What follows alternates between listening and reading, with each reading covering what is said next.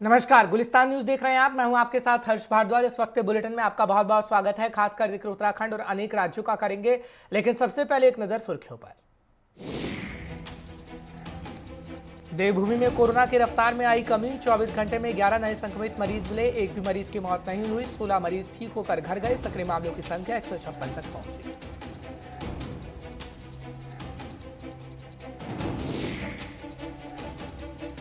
दिवाली पर 10 कुंतल फूलों से सजेगा केदारनाथ मंदिर। प्रधानमंत्री नरेंद्र मोदी के दौरे को लेकर तैयारियां शुरू। केदारनाथ में दूसरे चरण के पुनर्निर्माण कार्यों का भी शिलान्यास करेंगे प्रधानमंत्री नरेंद्र मोदी।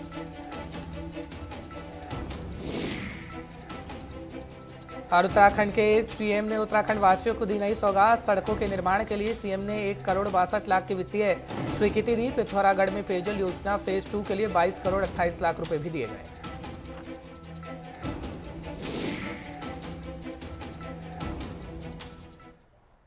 चलिए बुलेटिन की शुरुआत करते हैं। सबसे पहले जानकारी आपको उत्तराखंड की देते हैं। एक बड़ी खबर इस वक्त की आ रही है, वो आपको बताते हैं बुलेटिन में खबर क्या है। दरअसल ये कहा जा रहा है कि आगे आने वाले चुनावों के लिए पूरी तैयारी की जा रही है और खबर ये है कि मनोहर कांत ध्यानी ने सचिवालय में सीएम से मुलाकात की है। देवस्थानम बोर्ड के संबंध में सीएम और ध्यानी की मुलाकात हुई है।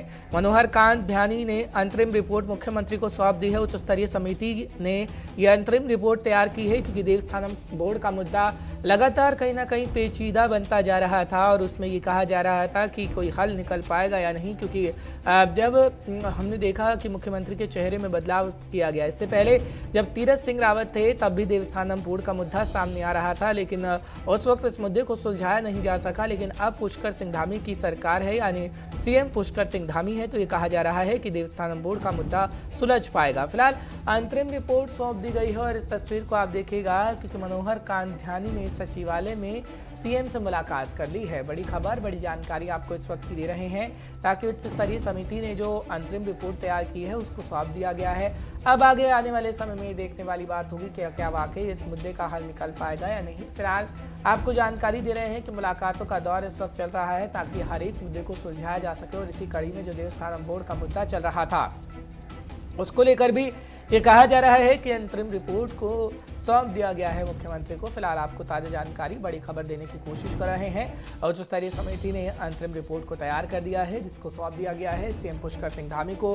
फिलहाल ये देखने वाली बात होगी जो देवस्थानम बोर्ड के मुद्दे को लेकर लगातार हम देख रहे थे कि मामला पेचीदा होता चला जा रहा था, लेकिन अब क्या इसका हल निकल पाएगा, क्योंकि देवस्थानम बोर्ड को लेकर साधु संत काफ़ी नाराज थे। जब हमने देखा था कि केदारनाथ धाम में पिछले दिनों प्रदर्शन भी किया गया था और आंदोलन इसीलिए किया गया था कि इस मुद्दे का हल निकाला जा सके, लेकिन अभी तक हल नहीं निकल पाया है। लेकिन ये कहा जा रहा है कि जल्दी इसका हल हो जाएगा क्योंकि हर एक हल जो समस्या का है उसको निकालने की कोशिश इस वक्त पुष्कर सिंह धामी की सरकार कर रही है।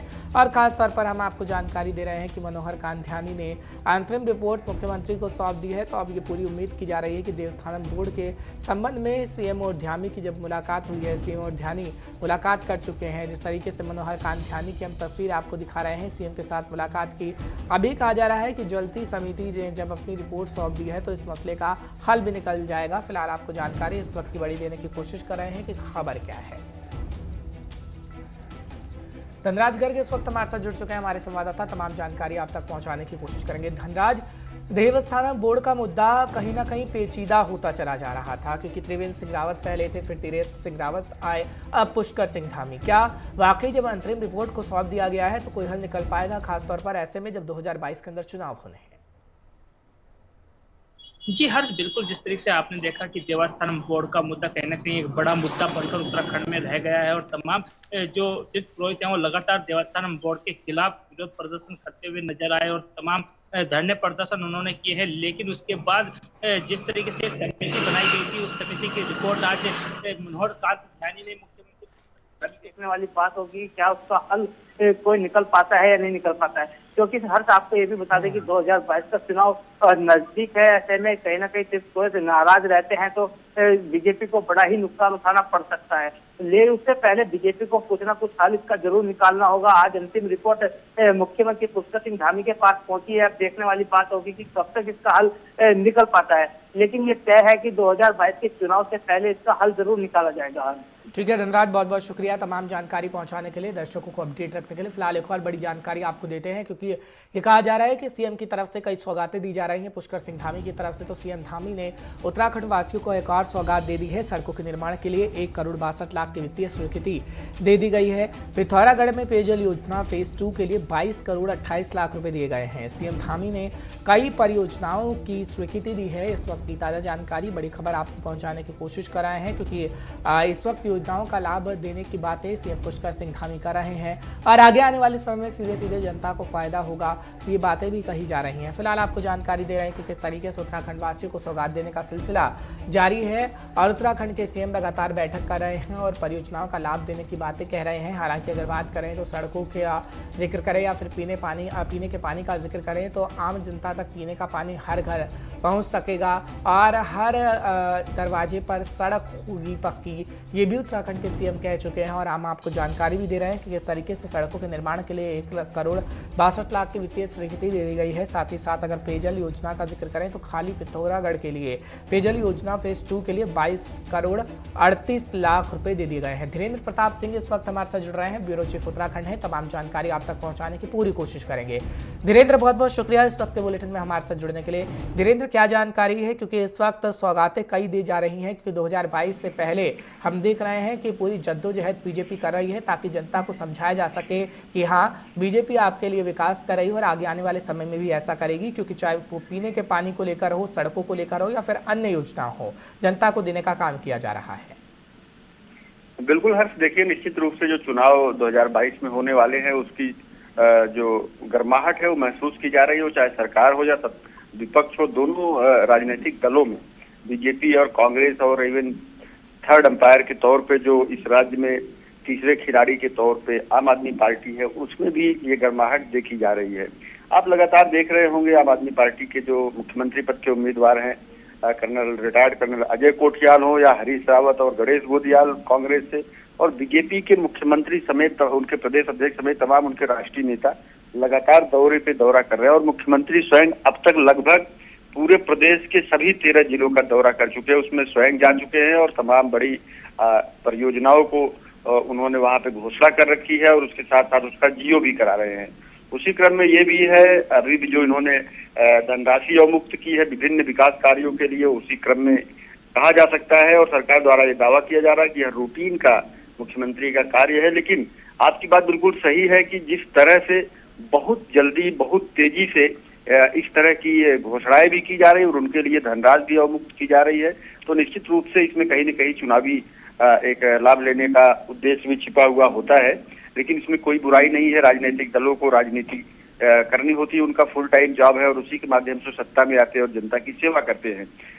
तो इसी तरह से मुख्यमंत्री पुष्कर सिंह धामी लगातार जिलों का दौरा कर रहे हैं और उनके लिए विकास योजनाओं की सौगातें दे रहे हैं। और पुष्कर सिंह धामी ने देखा, अभी जो पैसा इन्होंने अवमुक्त किया है, अभी कल ही आपने देखा होगा कि उन्होंने दावे के साथ कहा कि 7 नवंबर तक प्रदेश की समस्त सड़कों को गड्ढा मुक्त बना दिया जाएगा। इसके लिए उन्होंने एक मॉनिटरिंग कमेटी भी बनाई है और स्वयं उसकी मॉनिटरिंग कर रहे हैं। और हम लोग ग्राउंड जीरो पर भी देख रहे हैं कि सड़कों को कम से कम गड्ढा मुक्त करने की जो प्रक्रिया है बहुत तेजी से चल रही है और उसमें धनराशि की जरूरत पड़ती है, तो उसके लिए सरकार ने पहले से ही धनराशि उपलब्ध करा रखी है। हर्ष जी, तो निश्चित रूप से चुनाव के समय राज्य में जो विकास कार्य है वो तेजी से आगे बढ़ते हैं और बड़ी बड़ी घोषणाएं भी होती हैं और आगे चल के उन पे काम भी होता है। लेकिन 100% घोषणाएं धरातल पे उतरे ऐसा तो अभी तक नहीं देखा गया है। लेकिन सरकारें जब मुख्यमंत्री स्वयं किसी चीज की घोषणा करते हैं तो मुख्यमंत्री का जो घोषणा विभाग होता है उसकी मॉनिटरिंग करता है, समीक्षा करता रहता है और उन कामों को आगे बढ़ाता है। तो इसलिए हम कह सकते हैं कि यह मुख्यमंत्री का एक रूटीन का कार्य भी है। ठीक है, इसमें चुनावी प्रॉफिट लेने की जो चाह है वो कहीं ना कहीं प्रॉफिट लेना भी होगा, क्योंकि 2022 के अंदर चुनाव होने और कहीं ना कहीं बीजेपी पूरी तैयारी करे, कोई चूक नहीं करना चाहती है। बहुत बहुत शुक्रिया धीरेन्द्र तमाम जानकारी पहुंचाने के लिए, दर्शकों को अपडेट रखने के लिए। फिलहाल अब बढ़ते हैं आगे, बात विपक्ष की भी कर लेते हैं, क्योंकि हरीश रावत भी पूरी तरीके से जद्दोजहद कर रहे हैं कि उत्तराखंड में कैसे लोगों को अपनी तरफ किया जा सके और सरकार पर हमला बोला जा सके। फिलहाल आपदा को लेकर सरकार पर हमला बोला गया है, प्रदेश भर में आंदोलन का ऐलान कर दिया गया है हरीश रावत की तरफ से। आपको बड़ी जानकारी दे रहे हैं, 28 अक्टूबर को प्रदेश भर में उपवास आंदोलन रावत करेंगे। कांग्रेस के सभी कार्यकर्ता उपवास आंदोलन की शुरुआत करने जा रहे हैं। बड़ी खबर, बड़ी जानकारी आपको दे रहे हैं। चेतावनी के बाद भी सरकार सोई है, ये हरीश रावत की तरफ से कटाक्ष सरकार पर कर दिया गया है। ये खबर इस वक्त की आ रही है क्योंकि कांग्रेस का जिक्र करते हैं तो कांग्रेस पूरी जद्दोजहद कर रही है और उत्तराखंड के अंदर पूरा फोकस हरीश रावत का इस वक्त हो रहा है। पूर्व मुख्यमंत्री हैं, बड़ा चेहरा है और खासतौर पर हम देख रहे हैं कि आगे आने वाले चुनावों के लिए कांग्रेस भी तैयारी अभी से कर रही है।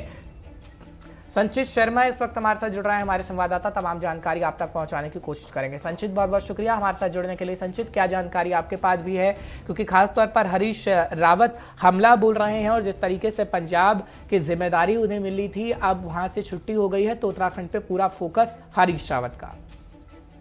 देखिए हर्ष, आपको बताना चाहूंगा, जिस तरीके से अगर हरीश रावत की बात करें तो हरीश रावत लगातार उत्तराखंड में कांग्रेस का एक बड़ा चेहरा माने जाते हैं और हमेशा से ही कांग्रेस की एक बड़ी राजनीति में जो हलचल होती है या जो दूसरी पार्टियों में हलचल मचाने का काम लगातार हरीश रावत करते हैं। तो इसी को लेकर के अगर आपदा की बात करें तो आप देखिए जिस तरीके से उत्तराखंड के अंदर बीते दिन आपदा आई, उसी को लेकर के जो विपक्ष में बैठे जो नेता हैं और साथ ही साथ हरीश रावत लगातार इसके ऊपर हमला किए हैं। लेकिन अगर सरकार के कार्यों की बात करें तो आप देखिए कि सरकार आपदा प्रभावित क्षेत्रों का दौरा लगातार कर रही है। मुख्यमंत्री स्वयं वहां पर जाकर के आपदा प्रभावित क्षेत्रों का दौरा कर रहे हैं, लेकिन कहीं ना कहीं हरीश रावत की जो मांग है वो जल्दबाजी की मांग है, जिसको लेकर के मुख्यमंत्री लगातार यही बात कहते हैं कि हरीश रावत की जो मांग है वो जल्दबाजी की मांग है और वो किसी भी हालत में हरीश रावत की जो मांग है उनको पूरा नहीं करेंगे जब तक उनको खुद पूरी तरीके से सेटिस्फेक्शन नहीं होता। उन्होंने तमाम तरीके के अधिकारियों को निर्देशित किया है कि कोई भी तरीके की कोताही जो आपदा प्रभावित क्षेत्र है वहां पर ना हो, कोई भी लापरवाही। लेकिन हरीश रावत की मांग है कि जो मुआवजा है उसको बढ़ाया जाए। देखिए जिस तरीके से 2013 की जो आपदा आई थी, 2013 की आपदा में हरीश रावत की जो कांग्रेस सरकार थी उसमें उन्होंने अपने मुख्यमंत्री हटा दिए थे। तो कहीं ना कहीं उनका कहना है कि जो केंद्रीय नेतृत्व, अगर भाजपा के केंद्रीय नेतृत्व की बात करें तो लगातार बिल्कुल संचित, कहीं ना कहीं राजनीति तो होगी ही, क्योंकि आपदा उत्तराखंड के अंदर हम देखते हैं और खासतौर पर उस पर राजनीति भी होती है। बहुत बहुत शुक्रिया तमाम जानकारी पहुंचाने के लिए, दर्शकों को अपडेट रखने के लिए।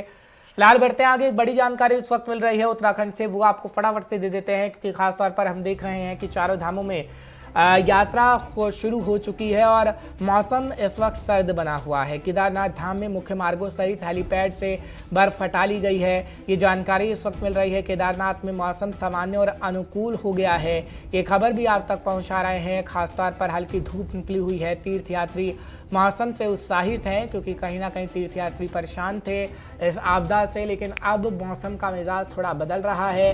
सर्द मौसम ज़रूर है लेकिन हल्की हल्की धूप निकली है। और आप खास तौर पर केदारनाथ धाम की तस्वीरें भी देख रहे हैं, क्योंकि अगर बात पुष्कर सिंह धामी की करें तो पुष्कर सिंह धामी खास तौर पर पूरी नजरें बनाए हुए हैं केदारनाथ धाम पर खास तौर पर। और जिक्र हम लोगों का करें तो लोगों ने भी अब राहत की सांस ली है।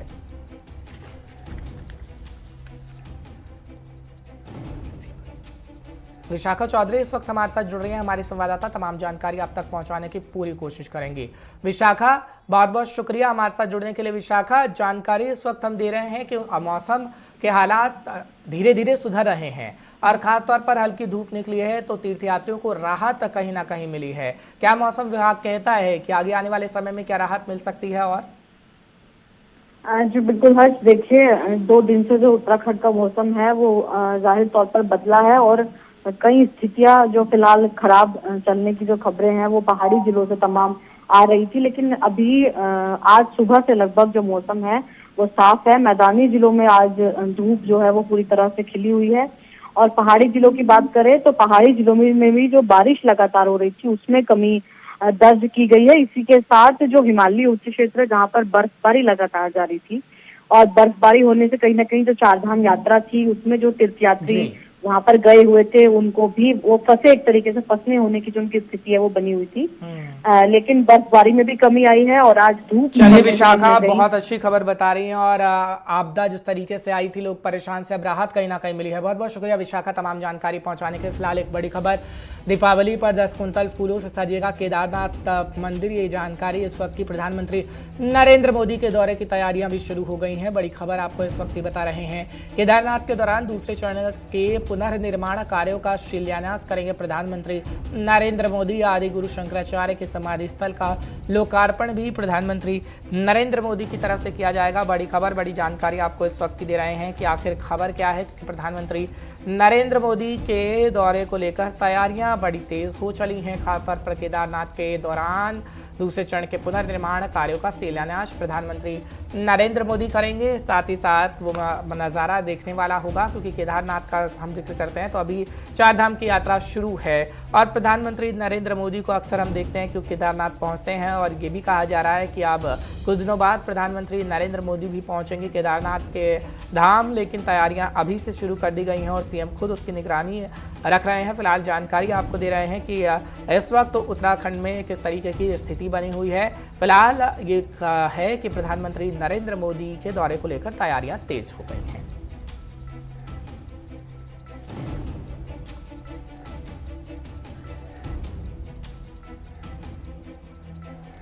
चलिए जिक्र फटाफट से आम आदमी पार्टी का करते हैं। उत्तराखंड से जानकारी आपको देते हैं। उत्तराखंड में चुनाव से पहले चुनावी हलचल तेज हो गई है, तो त्रिकोणीय मुकाबला आपको देखने को मिलेगा। आप नेता कर्नल अजय कोठियाल ने संतोष आनंद से मुलाकात कर ली है।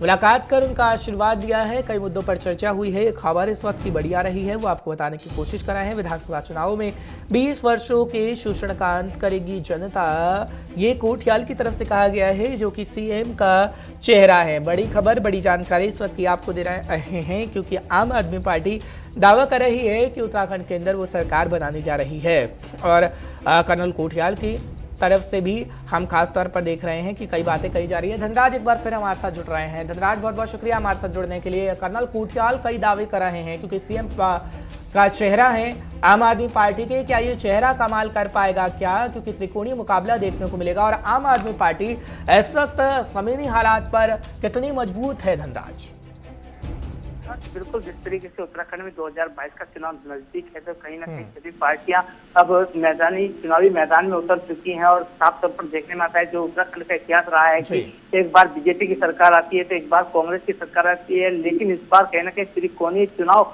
उत्तराखंड में होते हुए नजर आ रहे हैं, क्योंकि आम आदमी पार्टी मैदान में उतर चुकी है। और वहीं यदि बात करें आम आदमी पार्टी के सीएम का चेहरा अजय कर्नल कोठियाल की, तो वो लगातार दावे भी कर रहे हैं कि इस बार उत्तराखंड में कहीं ना कहीं आम आदमी पार्टी की सरकार बनेगी और आम आदमी पार्टी तो उत्तराखंड में अपना परचम लहराएगी और तमाम जो पार्टियां हैं उनको मात जरूर देगी। लेकिन अब देखने वाली बात होगी हर्ष की, क्या आम आदमी पार्टी का जो सीएम का चेहरा अजय कर्नल कोठियाल को बनाया गया है, क्या वो कमाल दिखा पाएगा या नहीं दिखा पाएगा? क्योंकि चलिए खैर, ये तो वक्त ही बता पाएगा। बहुत बहुत शुक्रिया तमाम जानकारी पहुंचाने के लिए, दर्शकों को अपडेट रखने के लिए। फिलहाल बढ़ते हैं आगे, बात कोरोना के हालातों की फटाफट से कर लेते हैं। उत्तराखंड में स्वास्थ्य मंत्रालय की तरफ से क्या जानकारी दी गई है वो आपको बताते हैं, क्योंकि केंद्रीय स्वास्थ्य मंत्रालय लगातार आंकड़े देता है और हर एक राज्य के आंकड़े भी सामने आते हैं। तो देवभूमि में कोरोना की रफ्तार में बेहद कमी आ गई है। बड़ी खबर, बड़ी जानकारी इस वक्त की आपको दे रहे हैं। 24 घंटे में 11 नए संक्रमित आए हैं उत्तराखंड के अंदर। और बड़ी खबर इस वक्त मिल रही है कि एक भी मरीज की मौत नहीं हुई है। 16 मरीज ठीक होकर अपने घर को जा चुके हैं। सक्रिय मामलों की संख्या 156 तक जा पहुंची है। इस वक्त की बड़ी खबर और बड़ी जानकारी आप तक पहुंचाने की कोशिश कर रहे हैं, क्योंकि कोरोना का कहर का जिक्र करते हैं तो कोरोना का कहर हम पिछले दिनों से लगातार देख रहे थे, लेकिन देवभूमि में कोरोना के मामलों में कमी आई है।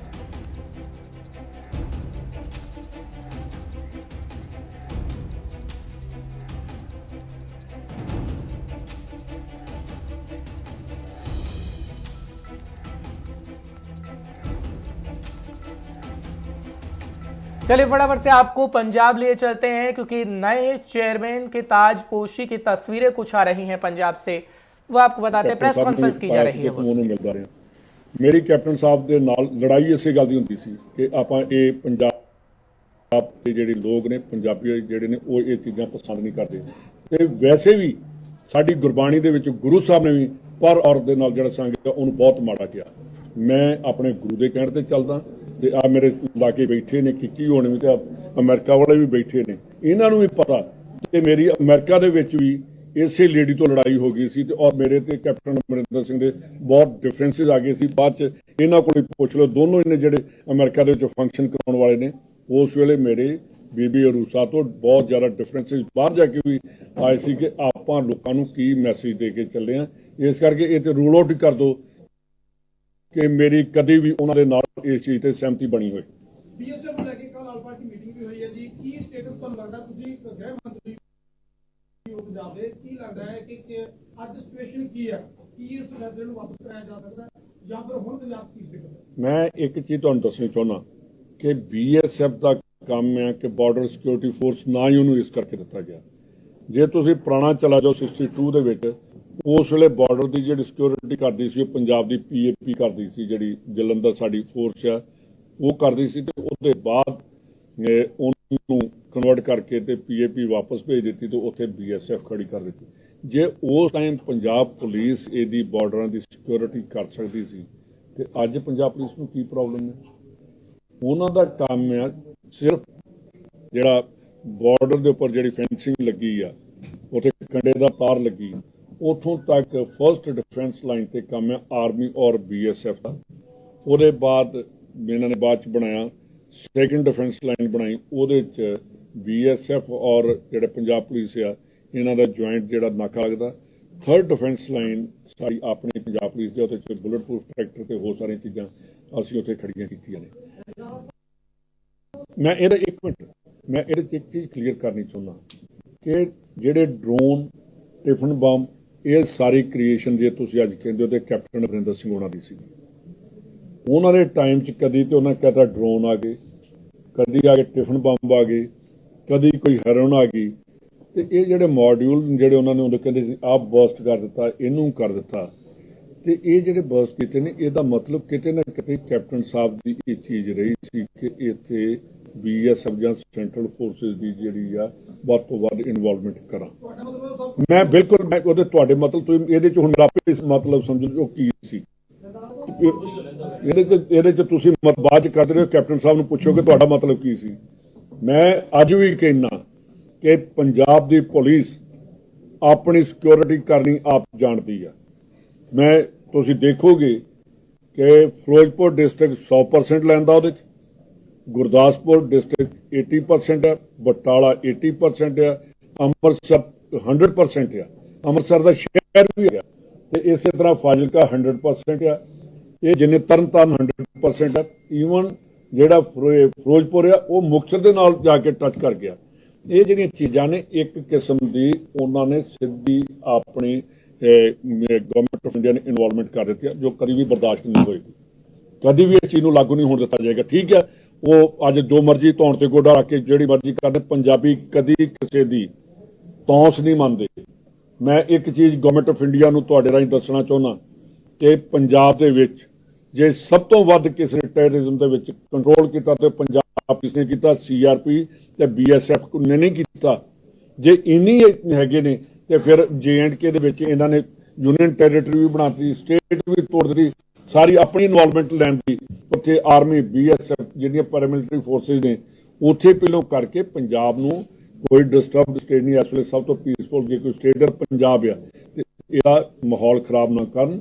ਇਲੈਕਸ਼ਨ ਦੇ ਪਹਿਲੋਂ BJP ਦੀ ਜਿਹੜੀ ਪੁਰਾਣੀ ਆਦਤ ਆ ਕਿ ਇਹ ਕੋਈ ਨਾ ਕੋਈ ਹਿਲਜੁਲ ਕਰਨੀ ਚਾਹੁੰਦੀ, ਇਹ ਪੰਜਾਬੀ ਕਦੀ ਬਰਦਾਸ਼ਤ ਨਹੀਂ ਕਰਨਗੇ। ਤੇ ਪੰਜਾਬ ਦਾ ਲਾਅ ਐਂਡ ਆਰਡਰ ਸਾਡਾ ਕੰਮ ਹੈ ਦੇਖਣਾ, ਆਪਣੇ ਪੰਜਾਬੀਆਂ ਦੀ ਸਿਕਿਉਰਿਟੀ ਅਸੀਂ ਦੇਖਣੀ ਹੈ। ਤੇ ਇਹੀ ਕੈਪਟਨ ਅਮਰਿੰਦਰ ਸਿੰਘ, ਜਿਹੜੀ ਤੁਹਾਡੀ ਗੱਲ ਦਾ ਮੈਂ ਜਵਾਬ ਦੇਣ ਲੱਗਾ, ਇਸੇ ਕੈਪਟਨ ਅਮਰਿੰਦਰ ਸਿੰਘ ਨੇ 2016 ਦੇ ਵਿੱਚ ਸਟੇਟਮੈਂਟ ਦਿੱਤੀ ਸੀ ਕਿ ਜਿਹੜੇ BSF ਔਰ ਜਿਹੜੇ ਰੇਂਜਰਸ ਨੇ ਪਾਕਿਸਤਾਨ ਦੇ, ਇਹ ਦੋਨੋਂ ਹੀ ਆਪਸ ਵਿੱਚ ਦਾ और हिंदुस्तान की जो पीस है उन्होंने डिस्टर्ब करना चाहते हैं। ਇਹਦਾ मतलब कैप्टन अमरिंदर सिंह U-टर्न लैन लग्या देखते नहीं गए कि किते मैं डेगी ना पावां, ਤੇ ਜਿਹੜਾ ਹੁਣ U-टर्न लिया ਇਹਨਾਂ ਨੇ ਇਹਦੇ ਵਿੱਚ ਜ਼ਰੂਰ ਡਿੱਗਣਗੇ ਔਰ ਪੰਜਾਬ ਦੇ ਲੋਕ कैप्टन अमरिंदर सिंह ਨੂੰ कभी माफ नहीं करते। प्रेस कॉन्फ्रेंस की जा रही थी जब कैप्टन पर निशाना साधा जा रहा था खासतौर पर। फिलहाल एक ब्रेक रुकना होगा, ब्रेक के उस पार गुलिस्तान न्यूज पर खबरों का सिलसिला बरकरार रहेगा।